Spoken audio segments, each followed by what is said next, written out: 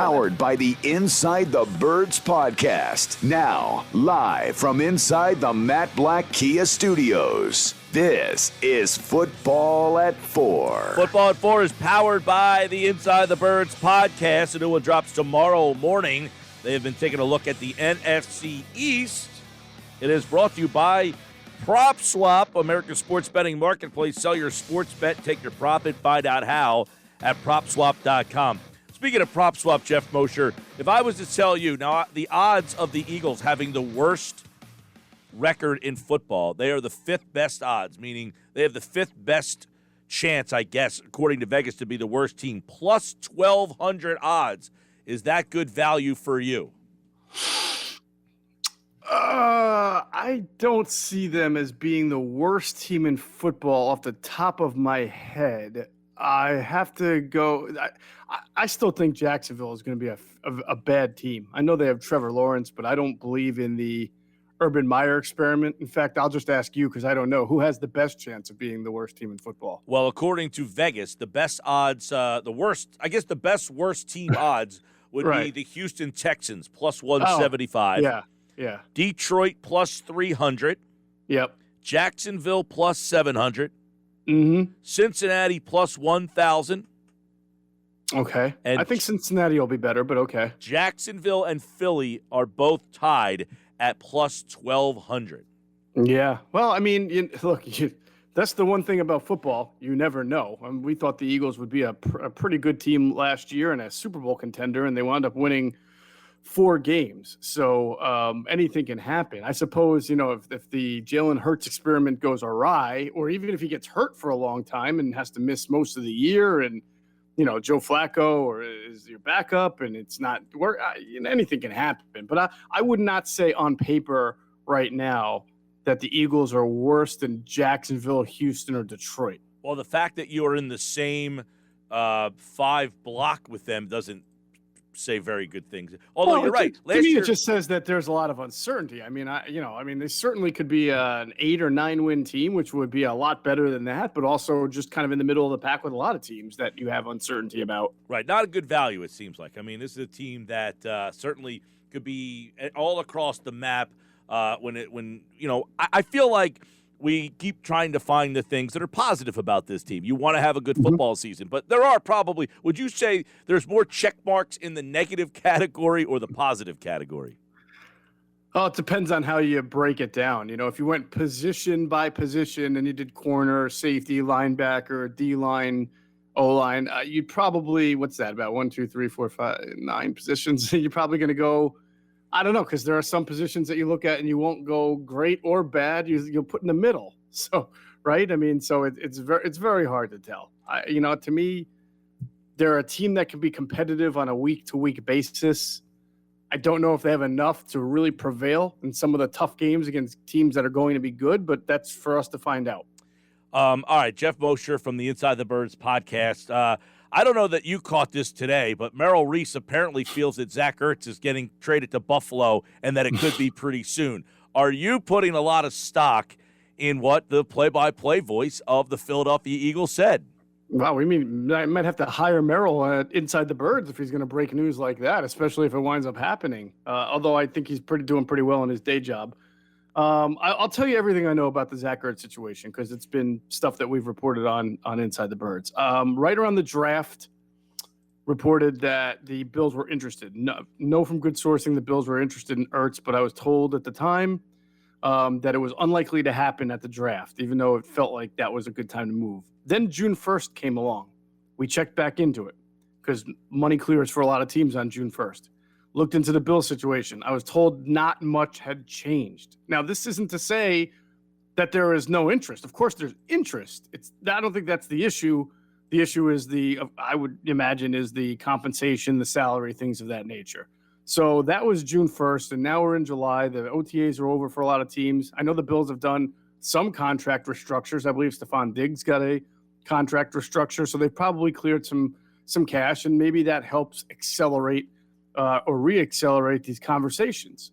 I was at the point where I was starting to think that the Eagles and Howie were waiting for training camp to see if a team, suffers a tight end injury and therefore kind of increases the demand for Zack Ertz. But if you're in the period of time now where coaches and GMs are kind of evaluating the tape from their whatever kind of version of OTAs they have and evaluating what they have and don't have. And clearly the Bills could use a good pass catching tight end like Zack Ertz. So maybe they've, in their evaluations, feel like it's time to talk or revisit the discussions. But yes, I know the Bills are interested. Definitely can tell you that. There have been discussions, but as far as I've been checking into it, there has not been much movement. But now it's been about a week or two since I last looked in. Yeah, I know it was just, kind of randomly out there today. The exact quote from Merrill Reese was this, quote, Wait, can you read it in Merrill's voice, please, so I get the full experience? I could try. I've done a pretty decent Merrill Reese in the past, although I feel like my throat's a little messed up today. But I'll try. I just put you on the spot, too. That's tough. Yeah, it is. The word today is that they are very close to a deal, and I don't have any inside information to substantiate this, but the word is that they're close to a deal with Buffalo for Zack Ertz. I believe you have as much chance of being on this roster as Zack Ertz in a few weeks. I mean, that's pretty strong for Merrill to say. Well, let's work backwards on that. I agree with Merrill's last statement because that's a statement I've been making myself. I don't believe that Zack Ertz is going to be on this team moving forward. And I think Dallas Goedert will be the primary tight end next year. So I agree with Merrill on that. I guess if I were asking Merrill a question, or if this were a press conference, I would ask him to clarify how he has no inside information, but yet the word today is that they're getting closer to a deal. Well, how would you know that the word today is that they're very close to a deal without any inside information? Because I haven't seen any other reports going on. So I would that to me, there's some inconsistency there. It doesn't pass my reporter test. Right. I mean, it's one of those things where it's like, I said something I probably shouldn't have said, so I can't substantiate this, but he's going to Buffalo. Yeah. And you know what? If it does happen, I don't think anybody will be surprised. No, I don't think you're surprised, but I was bringing this up earlier. Like, he's still here. Like, I don't know that the Eagles are like, we want to trade you. Do you feel like this is more that Ertz just doesn't want to be here anymore? Well, I mean, that's kind of the Carson Wentz situation all over again. Did the Eagles really want to get rid of the guy that they paid, or was it an untenable situation where they realized it did not make sense to bring him back given his feelings and given where they were at? I think, Zack Ertz, again, do they want to get rid of Zack Ertz? No, it's always good to have good players, and he's still a good player of some capacity. He can still help a team, but you're having contract extension talks with Dallas Goedert right now. You've invested in your wide receiver room over the past year and a half here. You're probably going to want to be an 11 personnel offense. You don't want to be forced to play 2 tight end offenses. So it doesn't really make sense anymore to have Zack Ertz on this team at that money when you're trying to develop other guys who are younger at his position and other positions. So I don't necessarily think that they want him back either. They may not be loving getting rid of him, but I don't think the fit is there anymore. I like, here's the one thing. It's like, okay, you're Howie Roseman. The Bills are being talked about as a Super Bowl contender, correct? Their tight end is Dawson Knox. Mm-hmm. Do you have a position of power there saying, if you're a Super Bowl contender and you feel comfortable with Dawson Knox, that's great. I'll keep Zack Ertz. Or do you really want to be a Super Bowl contender and I'll give you a All-Pro, Pro Bowl tight end, but you need to give me something substantial here? Like, do you think they have any hand here? Like I said, I think the best kind of leverage is more teams interested. And if a team out there, and there are still a couple of teams, Mike, that really do rely heavily on tight ends. New England is one. Baltimore is one. San Francisco is another. Any of these teams could lose a tight end like that. We saw how many injuries San Francisco had last year. Any of these teams could lose a tight end like that in training camp to any kind of injury, and all of a sudden, Zack Ertz may look a lot better, especially if that team had plans to win this year or be more competitive. And it's not far-fetched to think that could happen. Now, do they want to go into training camp with Zack still on the roster and not showing up? And then do they want to have to fine him? This is the guy who caught the game-winning touchdown in the Super Bowl. Do they want to have to start fining him?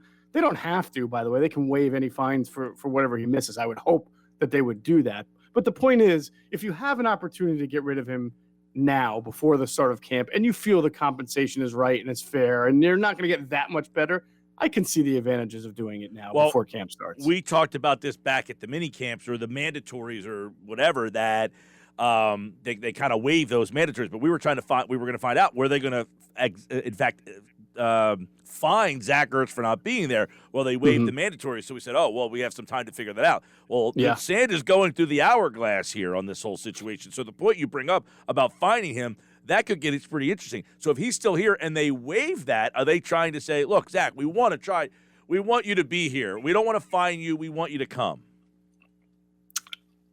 I don't know. I really don't. Again, even in a practice format, right? When you're out there with first team, you want Dallas Goedert out there, and you want your 3 receivers out there getting as many reps. Do you want Zack Ertz out there and then being forced to run? This is like the Alshon Jeffrey situation last year. Oh, we can't trade him because he's hurt. Then we wait for him to get healthy. Now he's healthy. We've already moved on mentally and as a team, but he's here making $1 gajillion. So I guess we're going to have to throw him on the field and play him. And he winds up catching, 13 balls in the last 6 or 7 games, right? I mean, was there really any point to having Alshon Jeffrey on the field there? Some will say maybe it was good veteran presence. Others will say no, not really. And I don't think that they want to have that same situation with Zack Ertz. Geoff Mosher from the Inside the Birds podcast. So, yeah, apparently Merrill Reese thinks that Zack Ertz is about to be traded. Could happen at any time. So what's a better possibility in your mind? I know you said it's been about 2 weeks since you checked in, but that he makes it to training camp or he's gone before training camp? Well, I kind of go back and forth. I convinced myself about a week or two ago that at this point, it just makes sense. If you're not getting the offer you want, then you wait for training camp to start and see if somebody gets injured, and you tell Zack to stay home and you'll waive the fines. And, if something happens, then you have a deal. But, you have to consider the potential that nobody gets hurt and you don't have a deal for Zack Ertz. So, like I said, if there's something that's around here now as we get closer to camp, because really camp is your deadline, your first real deadline, not the draft or not OTAs. If there's something there now, I think that Howie would see the sense in making that move. All right, Geoff, on the latest edition of Q&A with Quentin Michael and Jason Avant, which you can get on the Inside the Birds platform, they spoke about Jalen Hurts, and I find this to be interesting because we brought this up last week. There was a list that did not include Jalen Hurts as a top 40 quarterback in the entire NFL. Those two offered a rebuttal to that list in suggesting that, hey, you might have missed a guy on your 40-man list. So I definitely would like to hear some insight from what those guys think about Hurts and why he belongs on that list. Yeah, and, they didn't really specifically say where they think Jalen belongs, which I think is good because I think that goes in line with the whole unknown, right? And I think that they fairly pointed out and I didn't hear all of the Chris Sims interview, so maybe he addressed it, but is this based on last year only, or is it cumulative? It wasn't an interview. He just put out a list of his top 40. Oh, right. But I know he went on an interview with someone and then said something about the guy I would say this is based on nothing because he included rookies. Correct, but I know he made a comment about in an interview, I think it was, where he said that Jalen missed some throws that a high school senior would make. Right? He did mention that the arm, he was not impressed with the arm and some of the accuracy of the throws. Yeah, correct. He was talking about his throwing motion in particular. So anyway, the point is if the list is about last year and last year only, well, how do you have rookies from this year? How do you have Tom Brady 7th? That doesn't make sense. 10th. He won the Super Bowl. 10th. Thank you. If it's cumulative, you're taking into account everything, then again, how do you have Tom Brady 10th, or how would you even put any rookies who were drafted this year on the list because they've not had any say in it? So there's some inconsistency already that they found with the rankings. And, Jason made it a point to say, look, I guess Chris Sims has been outspoken in the past about how the Eagles handled the Carson Wentz situation. So he feels like it helps fuel the argument that they screwed up everything with Carson Wentz by then ranking Jalen Hurts really low, right? So there's some, I guess, bias in there as well. But there are some things, like, for example, and I get where Quentin Michael was getting at with this. He says, if you're going to make a statement like the high school thing, which was out of line, give me some stats, give me some data, give me some video. The only thing I would say in Simms' defense is, if you went with stats and pointed out Jalen's completion percentage last year, that's not fair because he had a lot of throwaways. They told him to throw away the ball, don't take sacks. He did a great job of not taking sacks and throwing away the ball, but that impacts your completion percentage. It's also an awful offensive line. Your first time in that offense, there's just too many variables to just throw. And I'm happy that Simms didn't say he's inaccurate because he's a 58% or whatever the completion percentage was. And I thought Chris, at least whether you agree or disagree, explained what he saw in his tape film, which was an elongated motion that he feels will not have good long-term success or lends itself to good long-term accuracy. We can debate that all day long, and we can talk about other quarterbacks like Phillip Rivers who have funky mechanics but still have been very accurate throughout the course of their career. But that was the point. I'm going to defend Chris Simms on that and just saying it's not like he blindly said, this kid's inaccurate. I mean, he did have a little bit of substance to what he was saying about why he felt that his throw, and he didn't even actually say he's just an inaccurate quarterback. He said he had a motion that can lend itself to inaccuracy at times. But the high schooler comment was a little out of line. Right. He said there was way too many slam dunk, easy completions that I would expect a good senior high school quarterback to make. Yeah, that's not fair. That's not. I mean, I've seen really good quarterbacks in the NFL miss some under pressure or whatever that you could say that about. So which, by the way, they had one on their roster last year who missed passes. Yeah, Carson was, exactly. I mean, realistically, the guy Wentz was in this position because he couldn't complete the easiest of passes. Mike, I mean, Carson was missing throws last year that you could have made. So, I mean, yes. And I know you're a good athlete, but I'm not trying to, diminish you. No, I mean, that throw, yes, you're right. Throws that anybody could make, yes. Those throws were being missed last year. I thought that Hurts' completion percentage was low for good reasons. And reasons that if Wentz followed suit, that he might not have thrown so many interceptions, that Hurts did a good job of getting rid of the ball when it warranted. And unfortunately, because the Eagles didn't have very good receivers and their offensive line was a mess, you had to throw the ball away a lot. Yeah, well, I'll tease this. Next week we're going to have – we've been doing our NFC East. Yeah, and our NFC East preview series on Inside the Birds. Tomorrow at 6 a.m. the Washington one will drop. We had Dallas earlier this week. We'll do the Giants and Eagles next week. We've already talked with Greg Cosell, who's on with us to do these previews, and you know how well Greg breaks down tape. And he's already kind of shared with us some of his thoughts on Jalen Hurts' tape last year. And I'll say this. There are areas where Greg can be critical of Jalen Hurts, but he does a phenomenal job of explaining, A, why that is, and B, how just because it was like that, in the 3 games doesn't mean it's going to be like that this upcoming season when he's working with a new offense and new scheme and new weapons. But he will at least tell you why he thinks there were some accuracy issues with Hurts last year in his very limited playing time. All right, well, check that out. Tomorrow is, of course, the Washington football team, the Giants on Monday, Philadelphia next Thursday for the Inside the Birds podcast. It drops Mondays and Thursdays at 6 a.m., and I would imagine in about a month you're going to have to crank out a third one. Oh, yeah, that'll start up pretty soon. All right. Looking forward to that. Football at 4, Geoff Mosher, at Geoff Mosher NFL, powered by the Inside the Birds podcast, at Inside Birds. Check out their platform for all of their great Inside the Birds shows. Adam Kaplan is here tomorrow.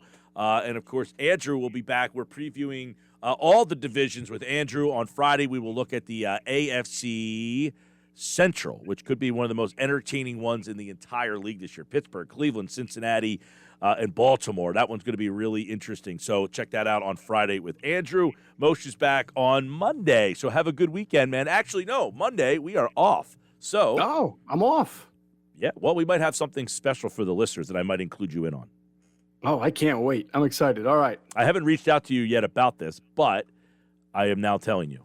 All right, well, you're just like Merrill Reese. You're dropping a bomb on me. I have something to tell you, and you don't know about it quite yet.